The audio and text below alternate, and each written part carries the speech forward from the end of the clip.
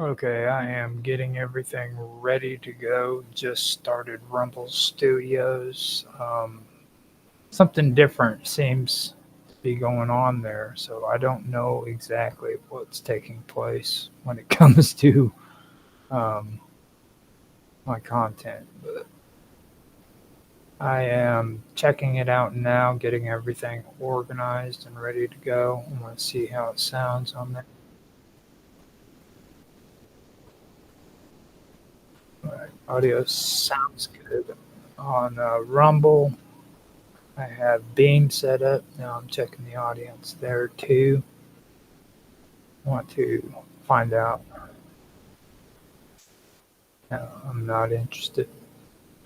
Okay, so let me hit play.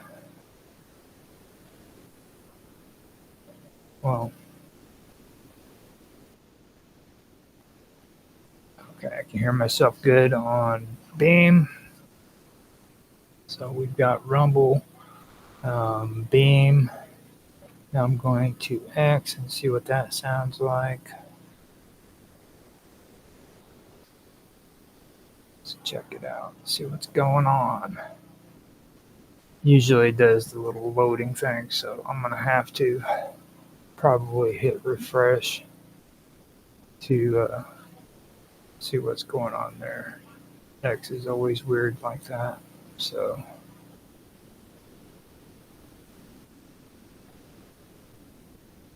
okay, X sounds good. D Live's up. Checking the audio. D Live sounds good. Let's go to Odyssey. Now, Odyssey actually did good once that I know of. I'm not quite sure what to expect this time. Um, I hit refresh. Last time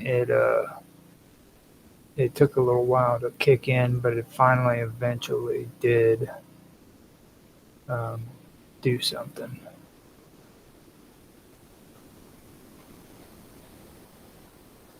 Let me find out real quick. Yeah, I don't know for sure if it's going to work or not. Uh, Let me see. Yeah, it doesn't seem to be giving much of an issue. You know what I'm saying? So I'm not going to say that it's bad, but I was impressed the last time I did this that it actually did have something set up there. So I don't know, and I didn't have to actually have. I didn't have to actually do any changes. You know what I'm saying? So I'm I'm not quite sure what the deal is. I'm gonna check on my other channel on there too to find out. Maybe it's streaming on the wrong thing. Nope. Okay, so I'll switch it back. Maybe it will kick in eventually. I don't know for sure. So I'll leave it alone. Now I have to check Twitch. That sounds good on Twitch.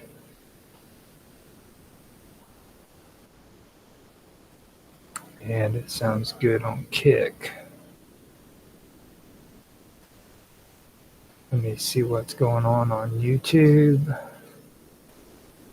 Sounds good on YouTube. So I have everything set up and ready to go. Now I want to get back in here and find out what's going on with this browser or with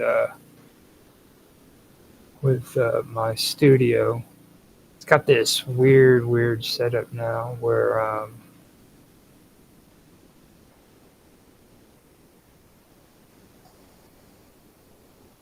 where everything is like really weird. Like they've switched it around to design and banner rather than what they had when I first started on it. So I'm I'm I'm still kind of, oh, here it is down at the bottom. Okay, I see what the deal was. Now they have dynamic overlay, and video clips with a loop. But am I still able to add some videos on here? That is the question. So let me go in here and find out real quick. And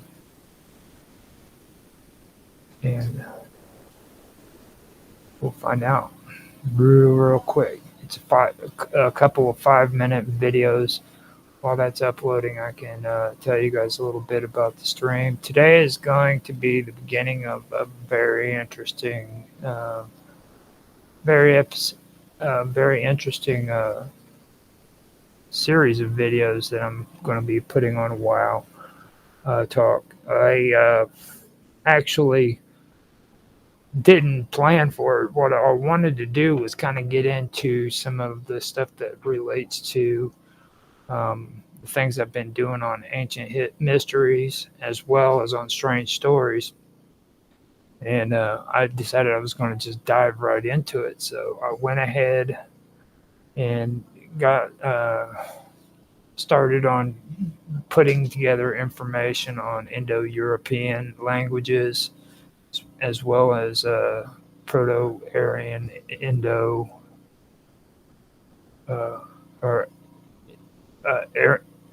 Indo-Aryan languages as well.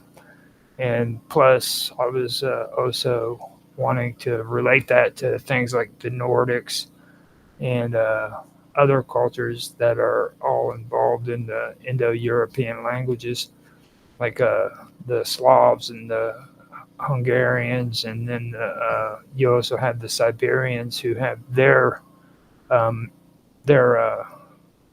lore and mysticism and stuff of that nature. So I did all that, and I had to go through and edit it. And I'm not lying to you, it took me almost an entire week just to edit the stuff that I pulled together to get it ready. And with that being said, let me just say February and March is probably filled when it comes to WWOW Talk. I have all of the information that I need for these 2 months, at least these 2 months. I could be wrong because I think my reading's getting better. I know I'm tearing these words up like they're horrible. I mean, really bad. So I don't really know how well it's getting, but I have been working on it. Now, that's basically the gist of what's going on there. So it's going to get interesting. And these banners, I am sorry that they're so white and funky looking. I had no intentions of that happening, and they don't give me the option to change the colors on those. But I do like this setup. Don't get me wrong; it is a pretty good setup. So I went and I made some AI music to share too. And I'm wanting to see how it goes with this right here. I just put it up. I want to see what it looks like. I put a lot of stuff on here, didn't I? Here we go.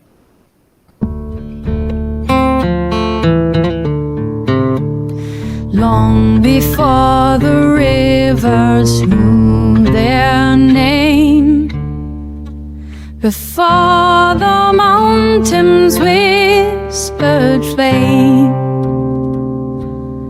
a voice was born, a tongue untamed, a song that time could never claim.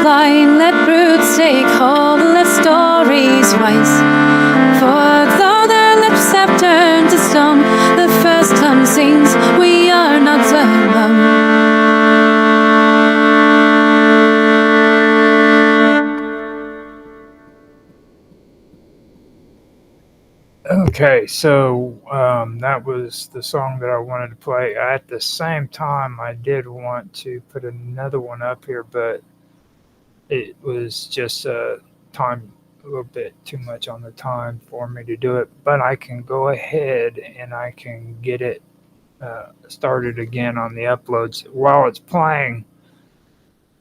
Whatever I'm playing, if I'm doing an upload at the same time, then it's not going to allow me to stop and go back to the song to stop the song while it's uploading. So that's kind of a one downfall to it, but this is actually a pretty good setup. So I am going to give it a name and then I'll just let it upload. Now, for now, what I'm going to do is start Well, actually, I guess it's time to start the stream. It's 5:01. So, and I've got my soda. I had to get a soda and some coffee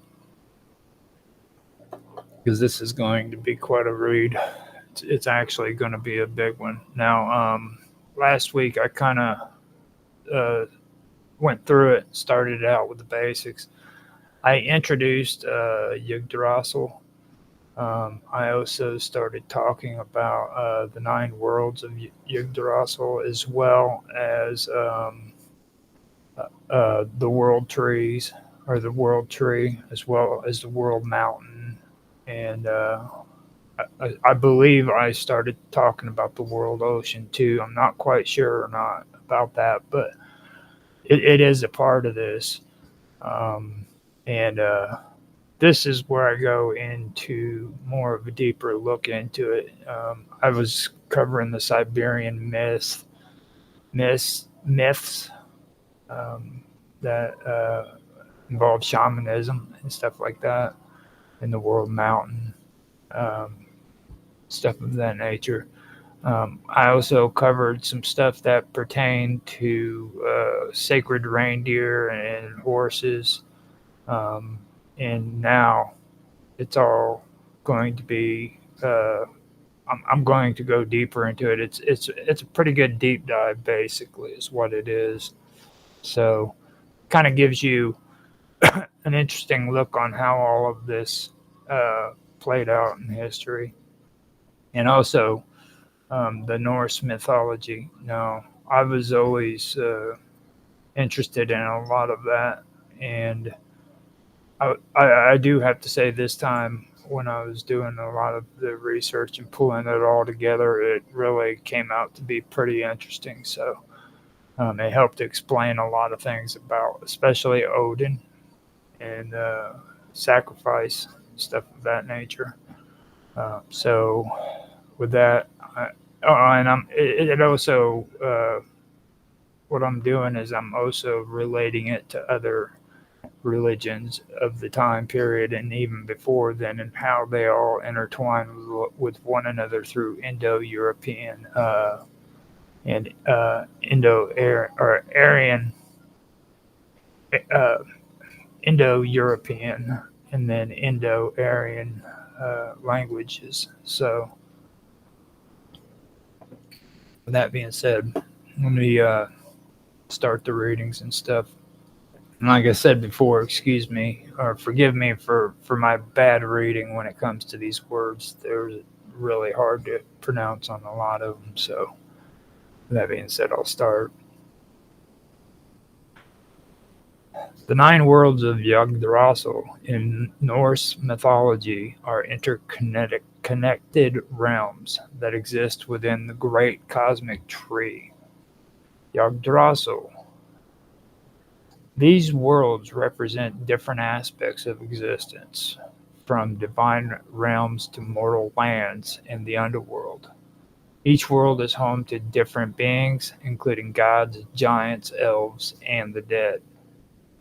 Below is an elaboration of each of the 9 worlds, their characteristics, and how they fit within the cosmic structure of Yggdrasil. First, there's Asgard, and Asgard is the home of the Aesir gods, including Odin, Thor, Frigg, and Balder. It is a grand and fortified realm separated from the other worlds by a great wall. The entrance to Asgard is guarded by Heimdall, who watches over the Bifrost rainbow bridge that connects Asgard to Midgard. The Great Hall of Valhalla, where fallen warriors, the Ihardrar, feast until Ragnarok, is located here. Now, Asgard is the highest of the realms, representing divine power and the seat of cosmic order. Midgard is the world of humanity, located in the middle of Yggdrasil. It is surrounded by a great ocean, where the world serpent German German Ger, Ger, Germangadur Germangadur resides. Jormungandr.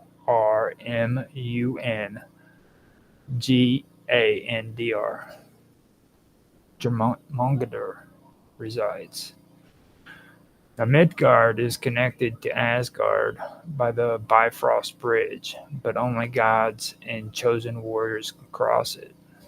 It is protected by the gods, particularly Thor, who defends it from giants and other threats. Midgard is destined to be destroyed during Ragnarok, after which it will be reborn.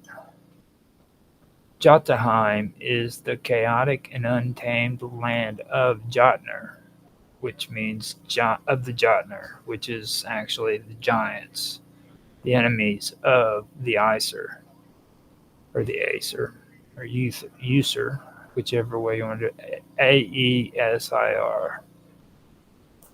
It is a vast, rugged land filled with mountains, deep forests, and great rivers. The forest of Utgard, ruled by the powerful giant Utgard Loki, is located here. Giants in Norse mythology are not necessarily evil, but they often oppose the gods and present primal, untamed forces of nature. Many conflicts between gods and giants take place in Jotunheim. Valheim is the home of the Vanir gods, a group of deities associated with fertility, nature, and magic. The Vanir and the Aesir fought a great war before eventually making peace through an exchange of hostages, including Njord, Freyr, and Freya, who went to live in Asgard. Little is described about Vanaheim in surviving Norse texts, but it is thought to be a lush and prosperous land. The Vanir are masters of cider, a form of Norse magic, and their realm is closely tied to the cycles of nature and prosperity. Alfheim is the realm of the Legiosifer, or the Light Elves. It's a really messed up word, Legiosifar, which is spelled Ljosalfar, and that means light elves. Beings of great beauty and wisdom. So they're very beautiful and they're very smart. The elves are often described as luminous and divine, possessing great magical abilities. The god Freyr, associated with fertility and prosperity, is said to rule over Alfheim. The elves are sometimes linked to nature spirits and are seen as intermediaries between the divine and mortal realms. Alfheim is often depicted as a radiant, ethereal world, though little is detailed about its geography. Now, after that, I want to get into Svartalfheim, or Nidavellir. Okay, and that is the realm of the dwarves. Now, this world is home to the Divergers, or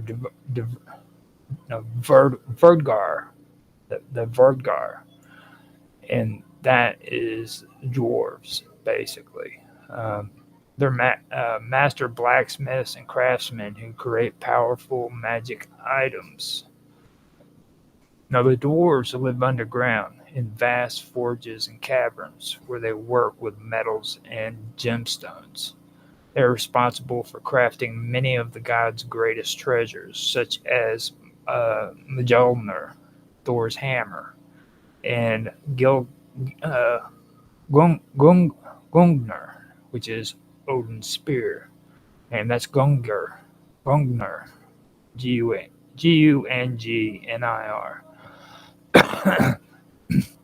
and the golden hair of Sif. Okay. Some sources differentiate between Svartalfheim, home of the Dark Elves, and uh, Nidavellir, home of the Dwarves. But in many texts, they are treated as the same place. It is a shadowy subterranean world filled with tunnels and great halls. Muspelheim is the land of fire, home of the fire giants and ruled by mighty Surtur.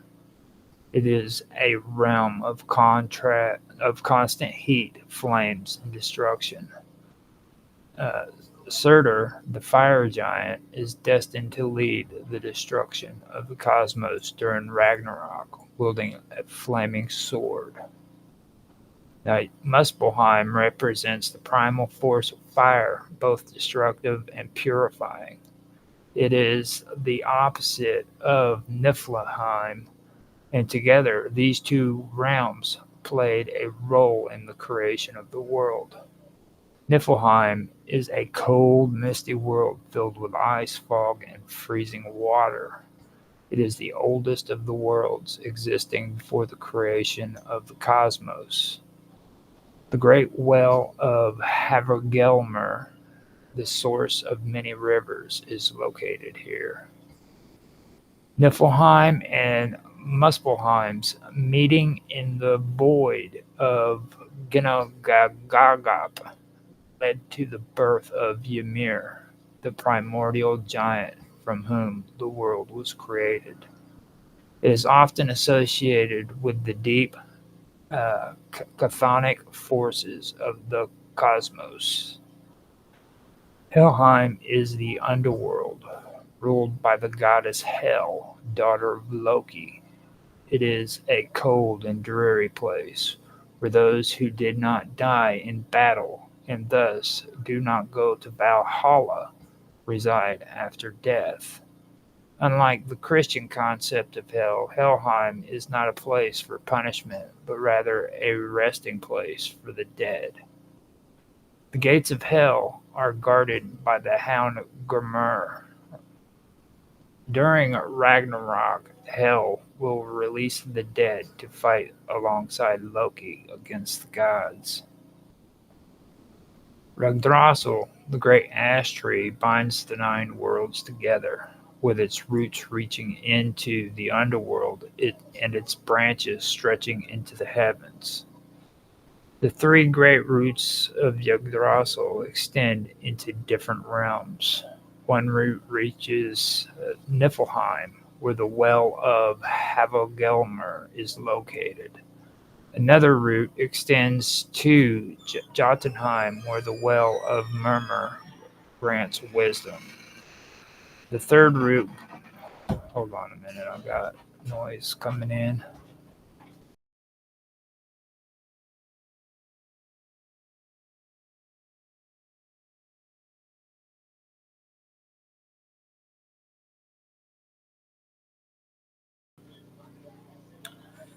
Okay, the three great routes of Yggdrasil extend into different realms. One route reaches Niflheim, where the well of Havergelmer is located. Another route extends to Jotunheim, where the well of Murmur grants wisdom.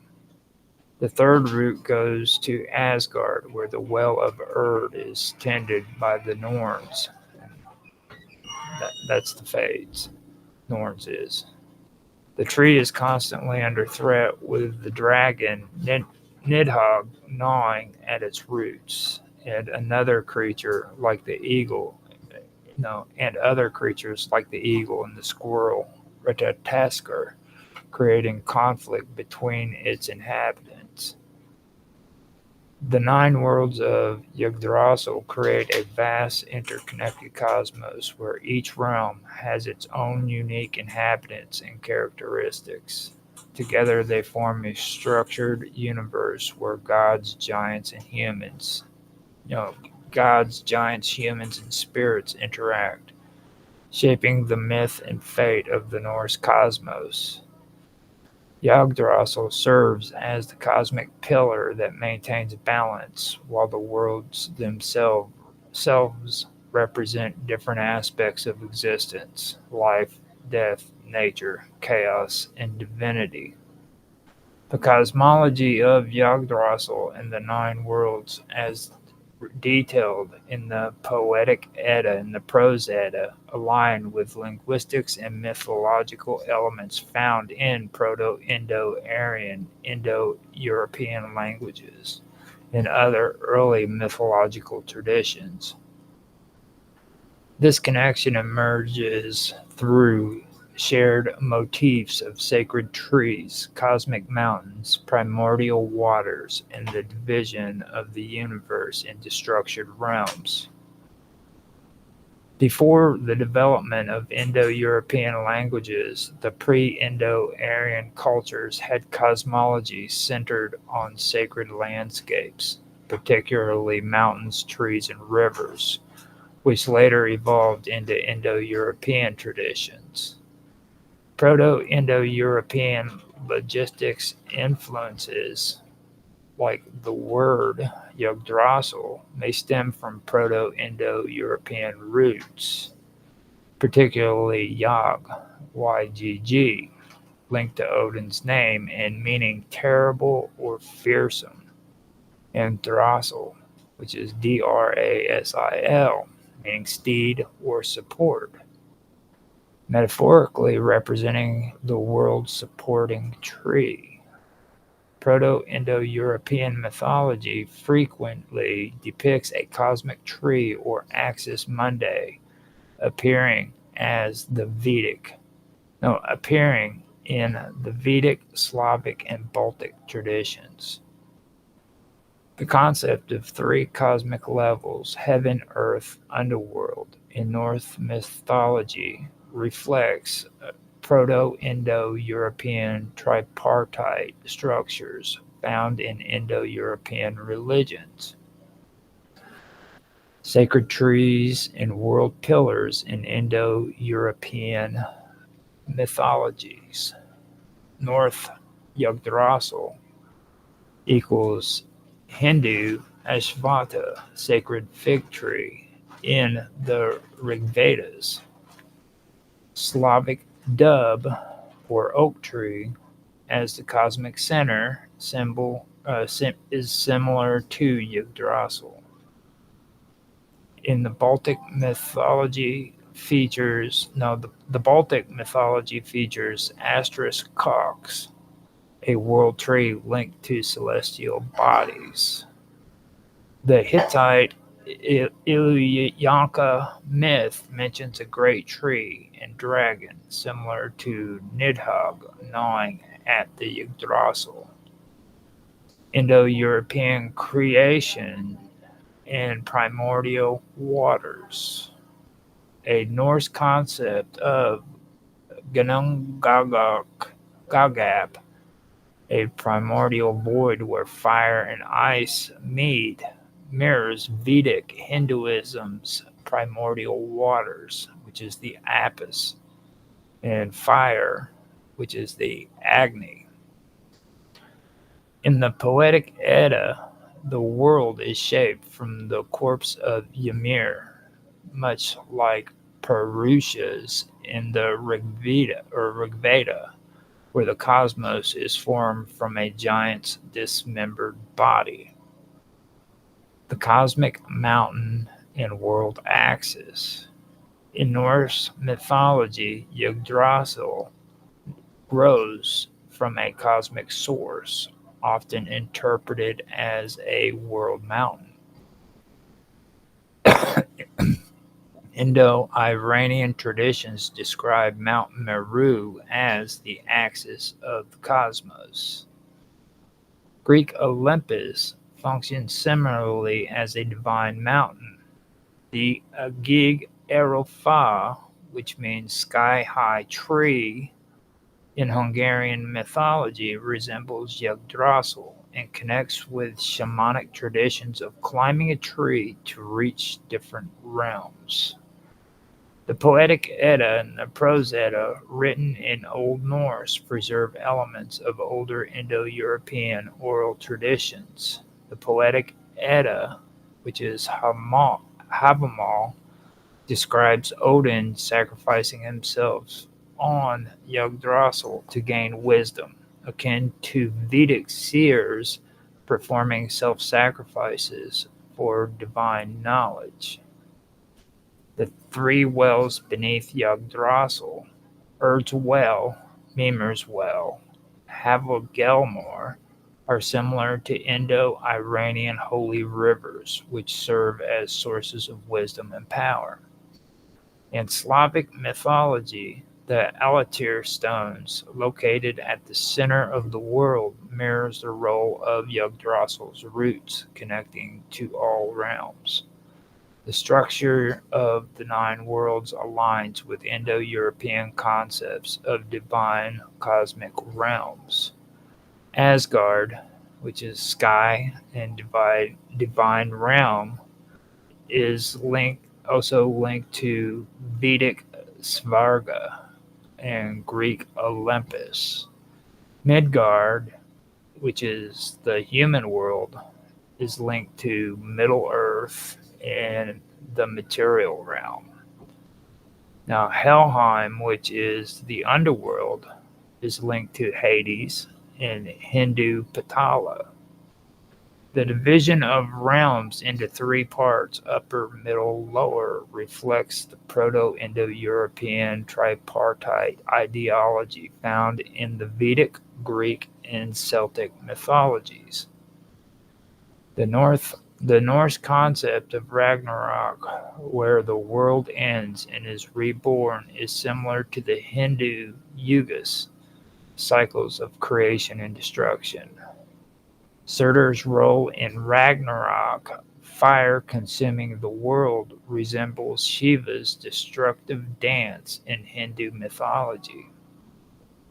The rebirth of the world after Ragnarok echoes Zoroastrian and Vedic eschatology, where the world is purified by fire and recreated. While most of the Norse mythology aligns with Indo-European traditions, some aspects may stem from pre-Indo-Aryan influences, particularly Finno-Ugric, Siberian, and shamanic traditions. The Axis Mundi as a shamanic bridge. The shamanic tradition of climbing a cosmic tree to reach different worlds is present in Siberian Hungarian, especially the Igig Irofa and Finno-Ugric mythologies. This concept aligns with Odin's journey on Yggdrasil to gain wisdom, a possible shamanic influence on Norse myths. The reindeer or horse as the base of the world tree. In Hungarian, Siberian, and Mongolian traditions, the world tree grows from the back of a reindeer or horse, representing the cosmic order. In Norse mythology, Sleipnir, Odin's eight-legged horse, could symbolize the connection between realms, much like the shaman's spirit animal in Eurasian traditions. Norse cosmology, as preserved in the Poetic Edda and Prose Edda, contains clear Indo-European elements, particularly in its division of realms, cosmic tree, and eschatology. However, certain aspects, such as the shamanic use of the world tree as a bridge to other realms, suggest older pre-Indo-Aryan influences, possibly from Finno-Ugric or Siberian traditions. Thus, the Norse concept of Yggdrasil and the nine worlds is not unique, but part of a broader Indo-European tradition that connects with Vedic, Greek, Slavic, and Baltic cosmologies, while also carrying traces of older Eurasian shamanic beliefs. The traditional governing assemblies and the role of the law speaker in Norse societies, particularly as they relate to the ash tree and the world tree concept, hold deep symbolic and functional significance.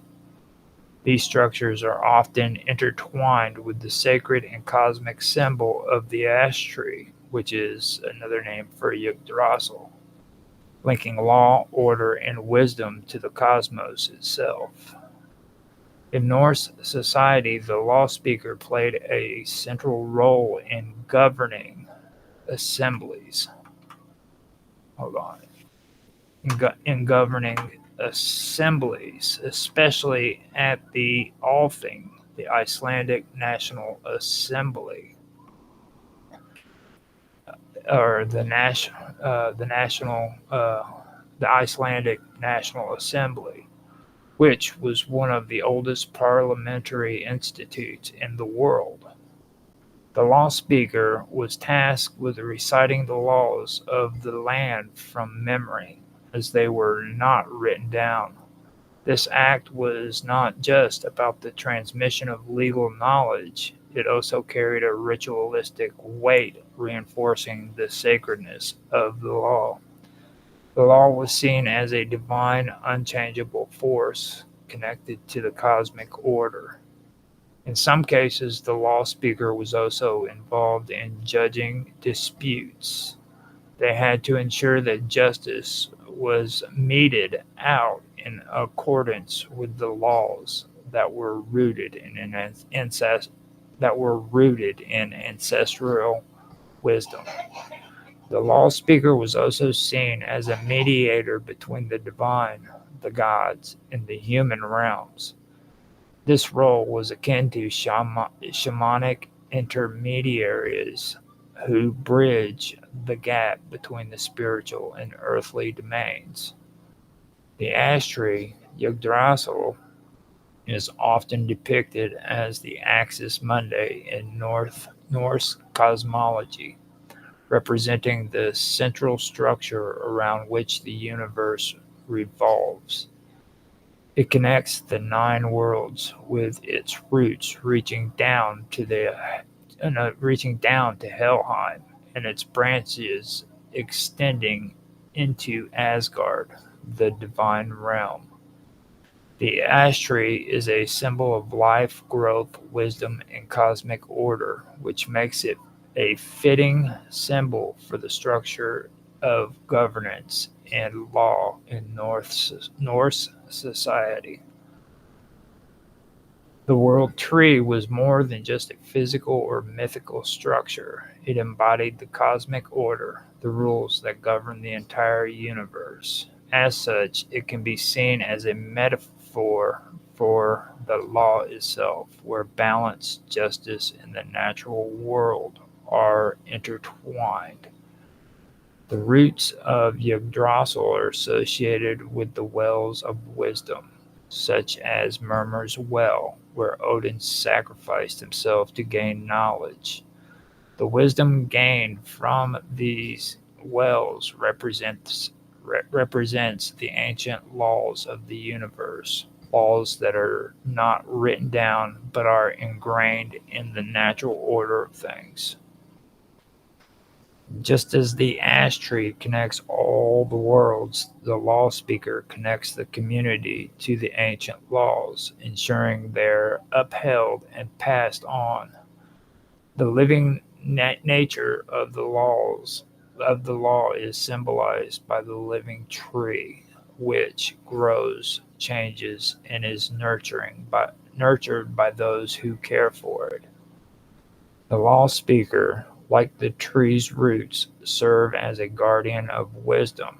The roots of Yggdrasil are deep in the cosmic wellspring of wisdom, while the law speaker draws from the well of knowledge that has been passed down through generations. Just as the roots of Yggdrasil nourish the trees or the tree, the law speaker nourishes the community with the wisdom of the laws. This is a cyclical relationship. Wisdom from the past sustains the present and guides the future. In many ancient cultures, the sacred tree or mountain was a place where communities gathered for decision making and legal proceedings. The North, no, the Norse, the Norse assembly, such as the Althing in Iceland, would often meet at sacred locations, such as a tree or a hill, to discuss and make laws. The tree's role as a cosmic center makes it an apt symbol for the place of gathering and deliberation, in the same way that the Althing was the site for decisions about the fate of the community. Yggdrasil is the place where the gods and other beings come together to decide the fate of the cosmos. The assembly in Norse society was not just a political meeting, it was also ritualistic. It was also ritualistic. Just as the gathering around the world tree represented the unification of realms, the assembly represented the unification of the community under the rule of law. The law speaker would recite the law at the assemblies, linking the community's action to the cosmic order symbolized by the tree. The law speaker's role and the ash tree's symbolism both center on the concept of balance and order. Just as the ash tree connects all worlds, the law speaker connects the community to the natural order of the universe. The wisdom they import reflects the wisdom of the cosmos, reinforcing the idea that the law is a divine, immutable force that must be respected. The living word, the recitation of the law by the law speaker, is akin to the growth of the tree. The law, like the tree, is not static. It grows and evolves with the needs of the people. However, the root of the law remains constant, just as the roots of the tree provide the foundation for the tree's growth. Odin's self-sacrifice on Yggdrasil, where he hung for 9 nights to gain the wisdom of the runes, mirrors the law speaker's sacrifice of the memory and voice to keep the laws alive. Both roles emphasize the importance of sacrifice for wisdom, in Odin's case, physical sacrifice, and in the law speaker's case, the sacrifice of personal will for the good of the community. The Althing or other assemblies are not just for the law speaker and the leaders, but involve the people's participation. The world tree metaphor suggests that that the law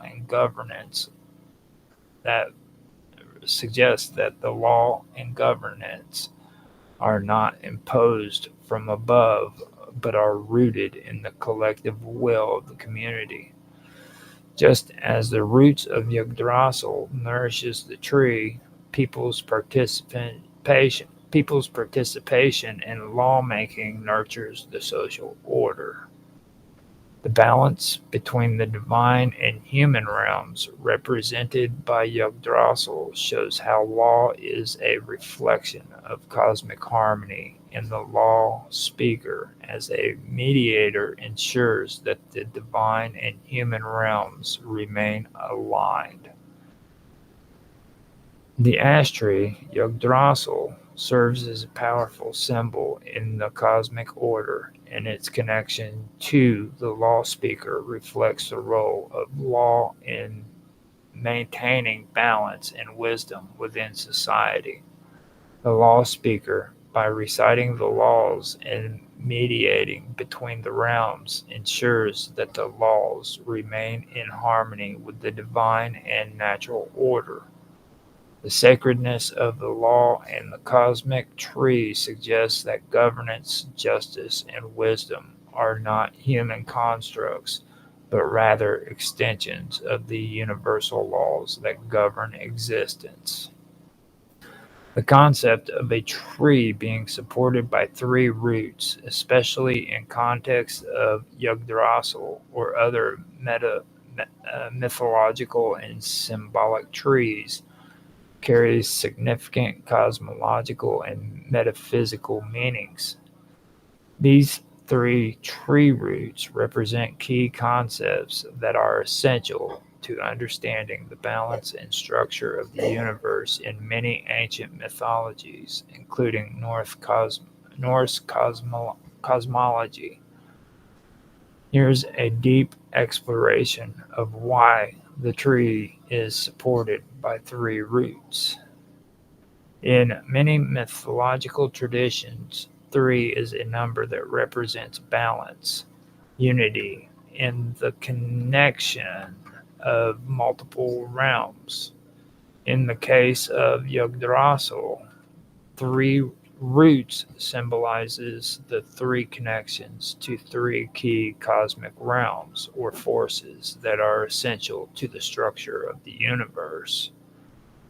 One of the Yggdrasil's roots extends into Mimir's well, the source of wisdom and knowledge. This well is located in the realm of Jotunheim, the land of the giants, who are often seen as beings of ancient and primal wisdom. This well represents the foundation of wisdom, with Mimir himself being a keeper of ancient knowledge and offering wisdom to Odin after the god sacrifices an eye for a drink from the well. This root symbolizes understanding and the importance of wisdom in shaping the cosmos and human life. The second root extends into the Well of Erd, located in the realm of the gods Asgard. This well is connected to fate, destiny, and the past, as it is tended by the three Norns, female beings who govern the past, present, and future.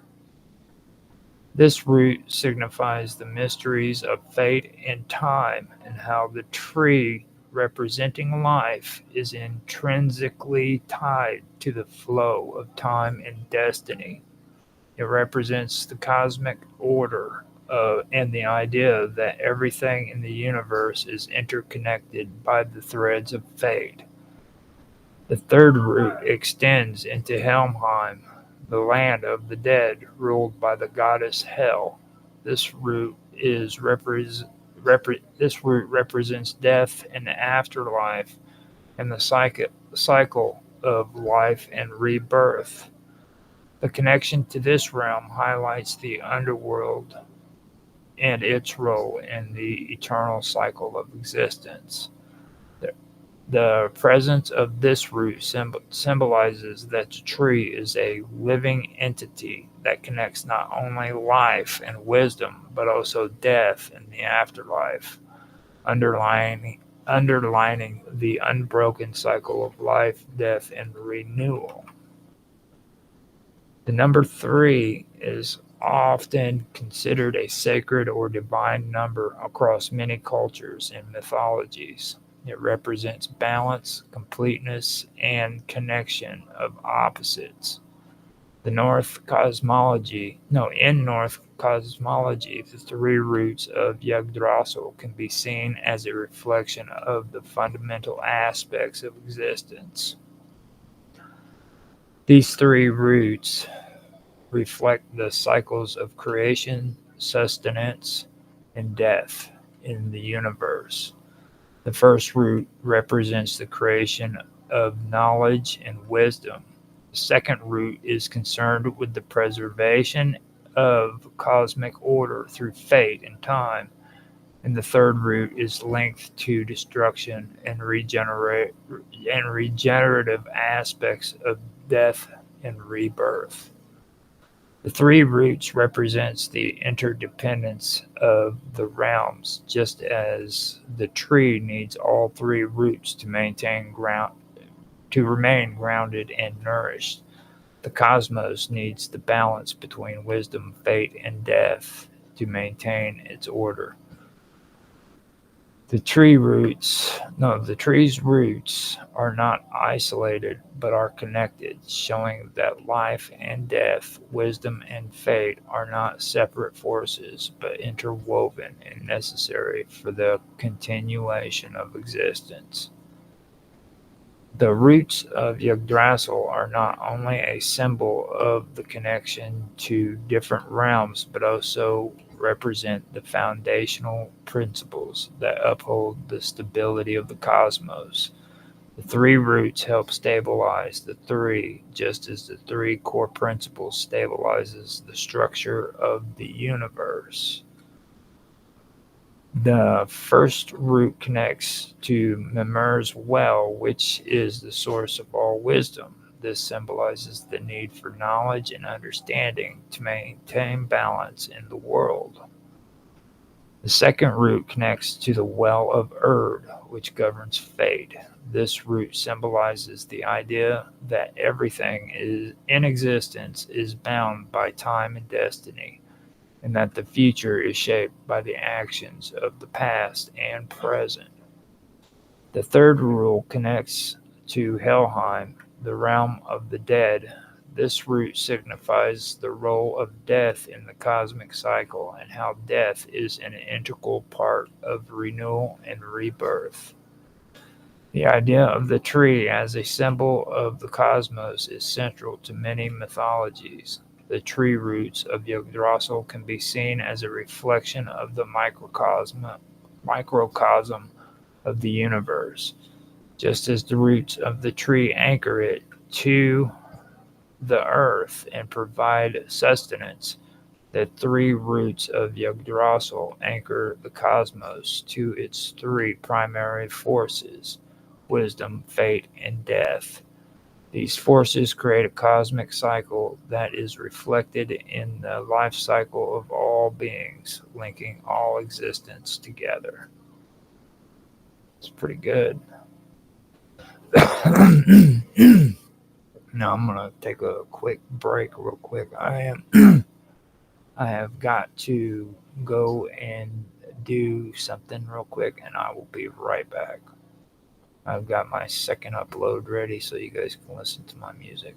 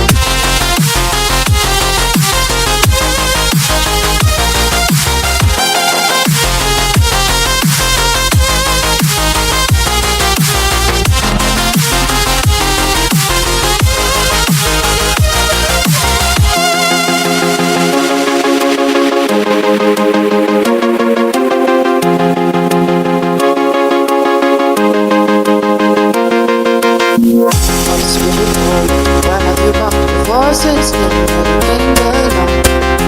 Big between where time has come. It's first touch speaks, this one is all.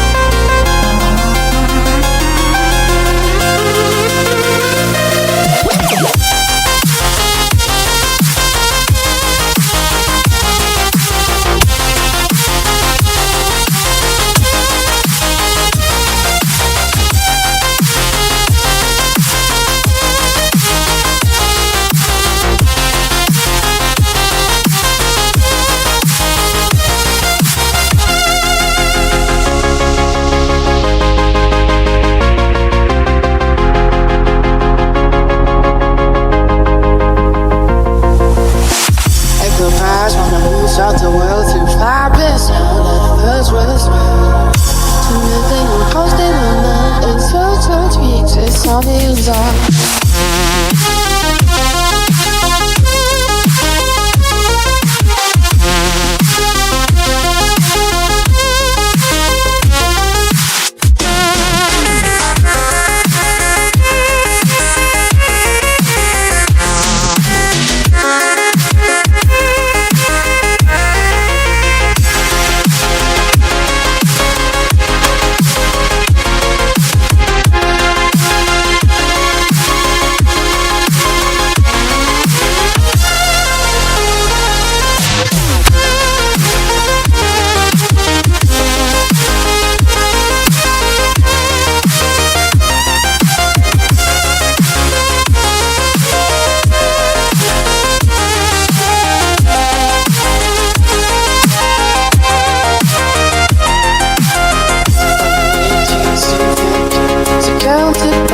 Songs from the don't let it build emotions from instead of voices for it in the sky.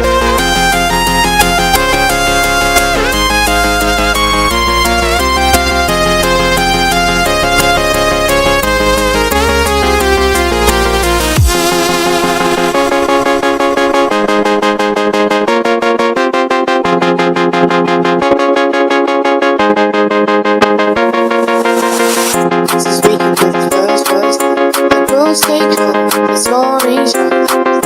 Although their lips turn to stone, the first time sings we are not alone.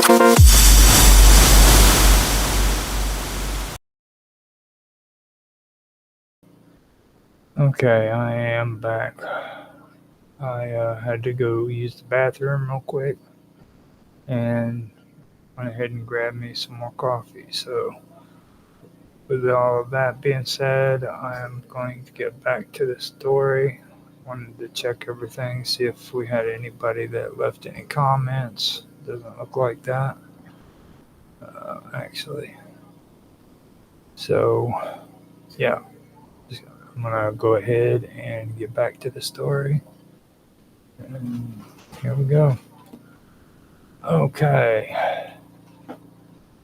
Now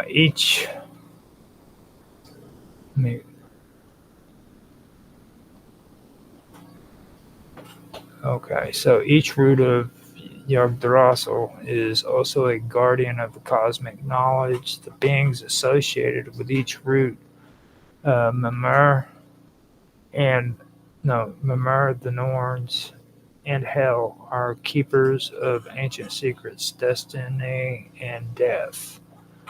They are not merely passive elements of the cosmos, but are active participants in the maintenance of the cosmic order.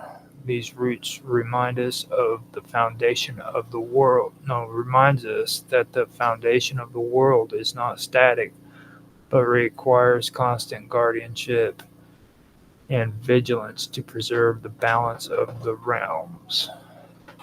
The three roots of Yggdrasil symbolize the deep interconnection between the different realms of existence, wisdom, fate, and death, and the need for these forces to remain in balance. To remain in balance to maintain the cosmic order.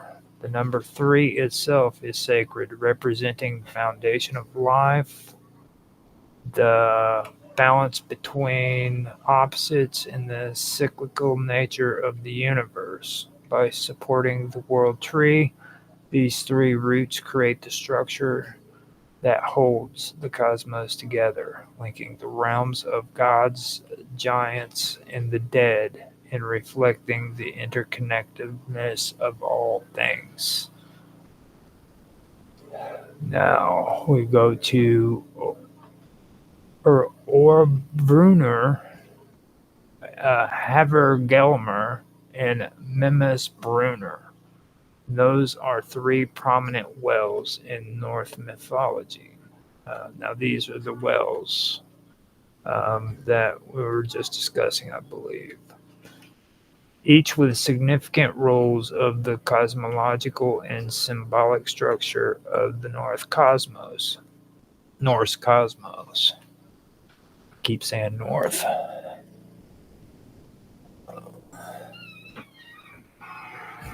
Of the Norse cosmos. These wells also serve as critical elements of the narrative of Yggdrasil, the world tree, and are often connected to themes of fate, wisdom, and knowledge.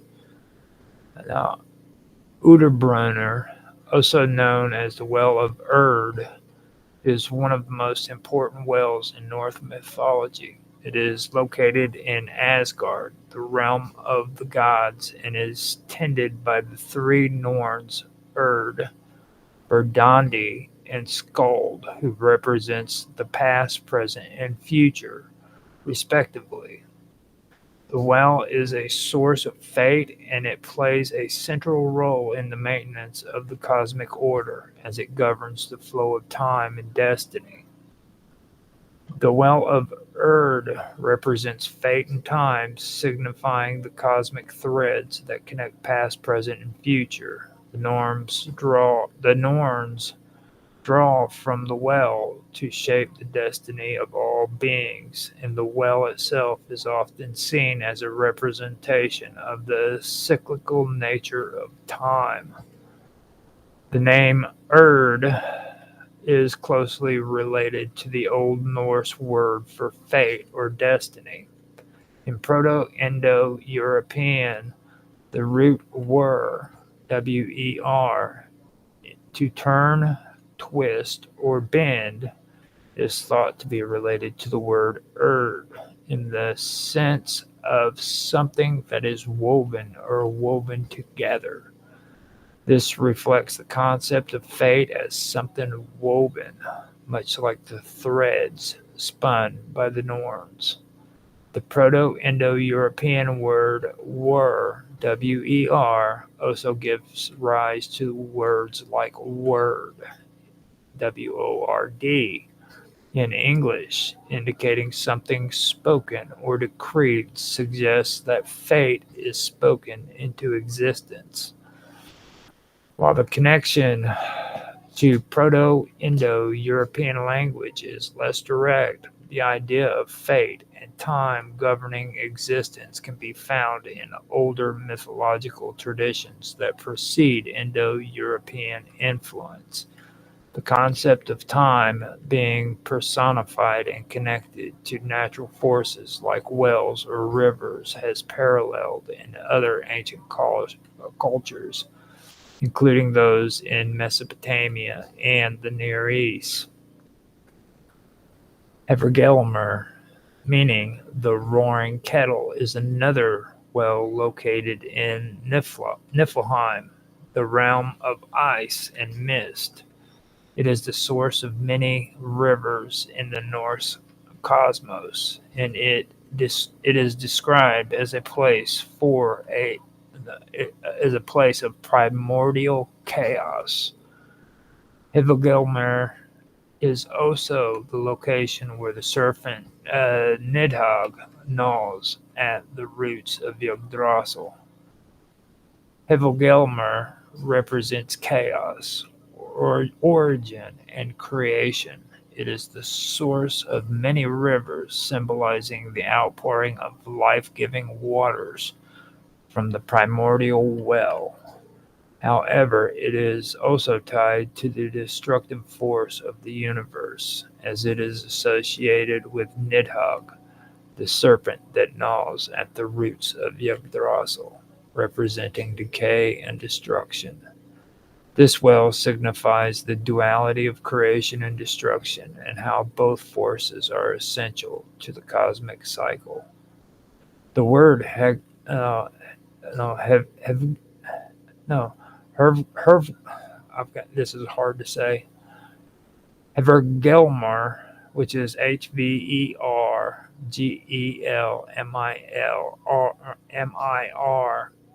is related to the Old Norse word Hver, which is Hver, meaning boiling or roaring, and Kelmir, Kelmir, meaning kettle. The Proto-Indo-European root kwe, kwe, is which means to boil or churn, is connected to words for liquid or heat in several Indo-European languages. The association of boiling or churning, well as the origins of rivers, can be found in various mythological traditions, indicating the symbolic importance of water as a creative and destructive force. The concept of primordial waters and chaos as the source of life is also seen in pre-Indo-Aryan mythologies. For instance, the ancient Mesopotamian myth of Tiamat as the primeval ocean reflects the idea of a chaotic source giving rise to the world. This type of mythological thinking precedes Indo-European languages and connects the idea of creation from chaos to make ancient world. No, creation. No, I'm going to read that all over again. This type of mythological thinking precedes Indo-European language and connects the idea of creation from chaos to more ancient world views. Memes Brunner, also known as Memmer's Well, is located in Jotunheim, the land of the giants, and is the source of wisdom and knowledge. Mimir is a wise being who guards the well, and he is associated with ancient wisdom and the preservation of cosmic order. In the myth, Odin sacrifices one of his eyes to drink from Mimir's well, gaining the wisdom of the ages. Mimis Brunner represents wisdom, knowledge, and the sacrifice necessary to gain such knowledge. The well is a source of ancient secrets that govern the workings of the cosmos, and it is directly tied to the idea of sacrifice in exchange for enlightenment. The well is also connected to the preservation of cosmic order, as it holds the key to understanding the universe's deeper workings. The name Mimmisbrunner is derived from the Old Norse word Mimi, M-I-M-I, meaning memory or wisdom, and Brunner, B-R-U-N-N-R, meaning well. The Proto-Indo-European word men, M-E-N, meaning to think or to remember, is related to the word mimi, M-I-M-I, emphasizing the connection between memory, knowledge, and wisdom. This reflects the ancient Indo-European idea of memory as a key to understanding the universe and the preservation of cosmic order.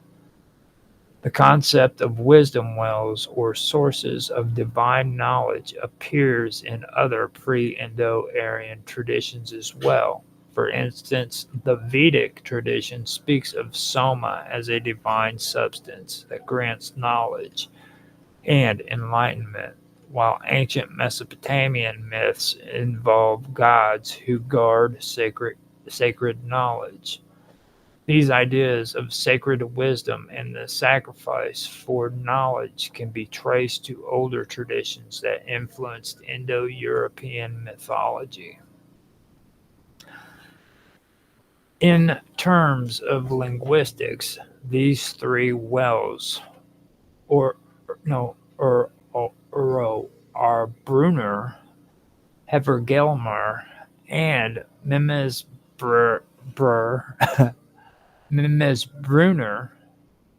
reflect themes of cosmic balance and interconnectedness that is central to Indo-European mythologies.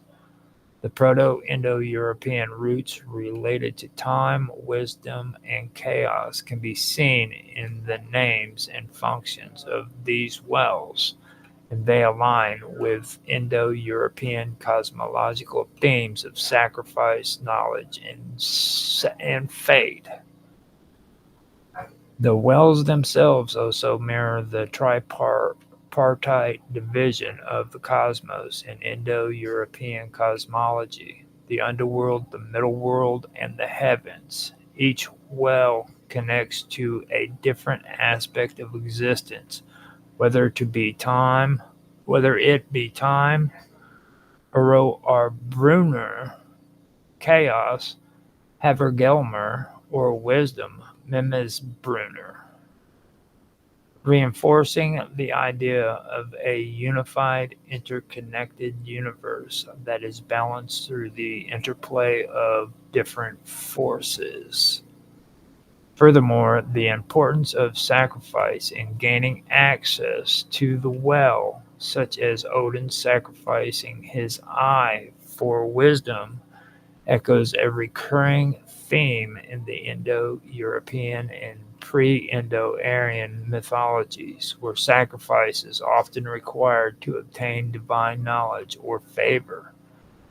This theme is also reflected in other mythological traditions, such as the Vedic and Mesopotamian mythologies, where divine wisdom and sacred knowledge are closely guarded and only accessible through sacrifice or divine favor.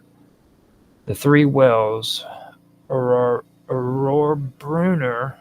Havergelmer, and Mimesbrunner, serve as metaphysical and cosmological symbols in Norse mythology, representing key aspects of existence: fate, chaos, and wisdom. They are deeply connected to the Indo-European linguistic tradition, reflecting themes of time, knowledge, and sacrifice. These concepts resonate across both Indo-European and Proto-Indo-Aryan mythologies, where the interplay of creation, destruction, and wisdom form the foundation of the cosmic order. All right, so I am going to end it here so that I can save this again later for another episode. I have actually started some good stuff. I went straight into the wells and got into it, and like I said, I apologize for my bad readings when it comes to these names. It really is a lot harder than you think. I've had issues with the Greek words as well as the Phoenician words, and pretty much every word that I've had to do when it comes to Hindu and Buddhist. that's something that I really do need to work on. But I figured as time goes by, it'll start making more. All right, I'll start sounding them out better, you know.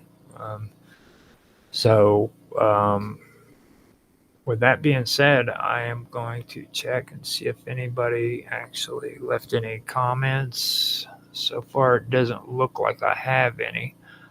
Um, so I must have done something right because I was able to slide by comments and sections, and I hope you guys did enjoy this. Next week I'll come back and I will start diving more deeply into the Norse mythology, starting out with Nidhogger. That's the unnamed eagle. And then after that, it'll also involve the four stags too, and we'll go from that point on. And hope you guys are here to check it out. Before I leave, I do want to say that I have got stuff set up for Strange Stories as well, which is going to be uh, on Saturday. And I've had to switch it from Friday to Saturday because of scheduling problems that I had with another stream that I'm doing. But it's back on Saturday and ready to go. And that one's going to be good too. So in that one, I'm going to get back to the strange stories and try to focus more on strange stories and not as much into the ancient history because I know that I've gotten really excited about doing the ancient history and stuff. So I'm going to try to keep it the way it needs to be. So.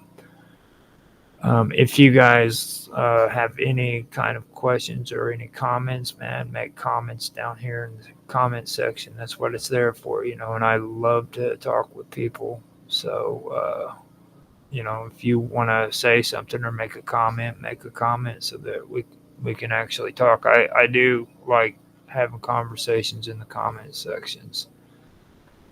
So do that if you want. Like, subscribe, all that good stuff. You know, if you want to. I'm okay with you guys just listening and making comments in the comment section. So thank you again for watching. And with that, I am going to end the stream. You guys have a good day.